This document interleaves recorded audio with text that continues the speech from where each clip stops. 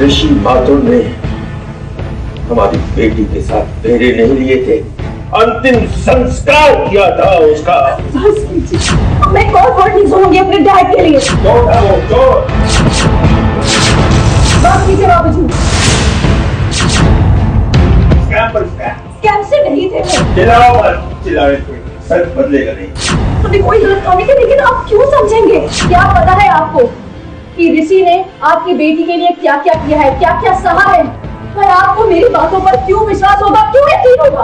तेरे शहर में सीरियल की स्नेहा माथुर आज कई सालों के बाद अपने पिता के घर में कदम रख रही है। माँ ने बड़े ही प्यार से उसका स्वागत किया है, लेकिन स्नेहा के पिता को शायद अपनी बेटी का उनके घर वापस आना पसंद नहीं। इसीलिए इतने सालों से उन्होंने अपने मन में जो बातें और सवाल भर कर रखे थे, सारी भड़ास वो निकाल रहे थे और स्नेहा को खूब खरी खोटी सुना रहे थे। आप शांत हो जाइए, मैं यहाँ आपसे लड़ने नहीं आई।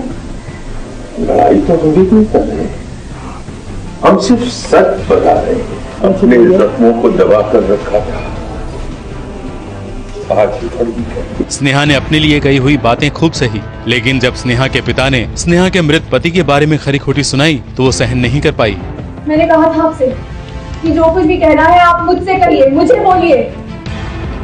और अब अगर आपने ऋषि के खिलाफ एक शब्द भी कहा ना, तो मैं भूल जाऊंगी कि ये मेरे माँ बाबूजी का घर है। हमारी वजह से आज के बाद आपको, आपकी इज्जत को कोई ठेस नहीं पहुंचेगी। ये मेरा वादा है आपसे। आपको हमारी वजह से कोई तकलीफ नहीं होगी। हाँ, बहुत बुरा लग रहा है कि वो मेरे पति की इज्जत नहीं करते और उन्हें ये गलतफहमी है कि ऋषि ने मेरे साथ बुरा किया है या इस घर की इज्जत के साथ खिलवाड़ किया है। ऐसा नहीं है।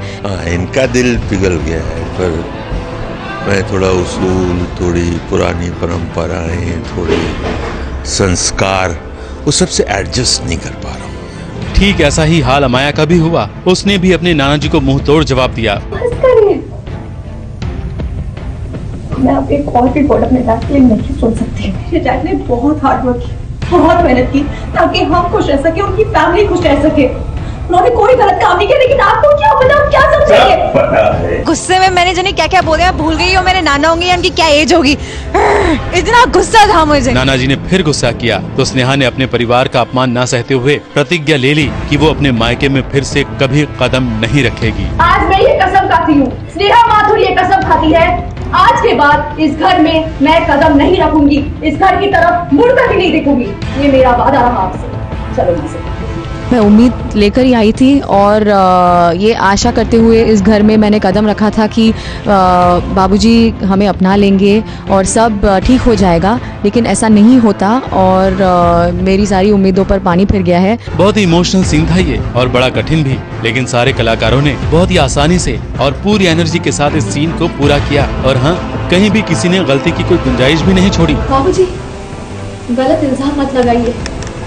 मेरी बेटियां, मैं चोर नहीं है। ये क्या कह रहे हैं आप? अगर सीन बीच में कट भी होता था तो भी कलाकार सीन के फील को छोड़ नहीं रहे थे और सीन को आगे उसी फील में बढ़ाते जा रहे थे। इसीलिए तो सीन खत्म होते ही वहाँ तालियों की आवाज गूंज उठी। ये सीन बहुत महत्वपूर्ण जो था अमाया, स्नेहा और उसके परिवार के लिए। स्नेहा माथुर और उसका परिवार एक के बाद एक कठिनाइयों से गुजर रहा है, लेकिन स्नेहा के भीष्म प्रतिज्ञा ने स्नेहा के बच्चों को उसके और करीब ला दिया है। और अब ये लड़कियां जो कुछ समय पहले बनारस को छोड़ने की बात कर रही थी, वो अब अपनी मां का साथ देंगी और इस शहर में अपना मुकाम बनाकर ही रहेंगी।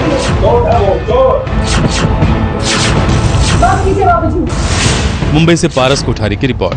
स्कैम से नहीं थे। चिल्लाओ मत, चिल्लाओ, सच बदलेगा नहीं।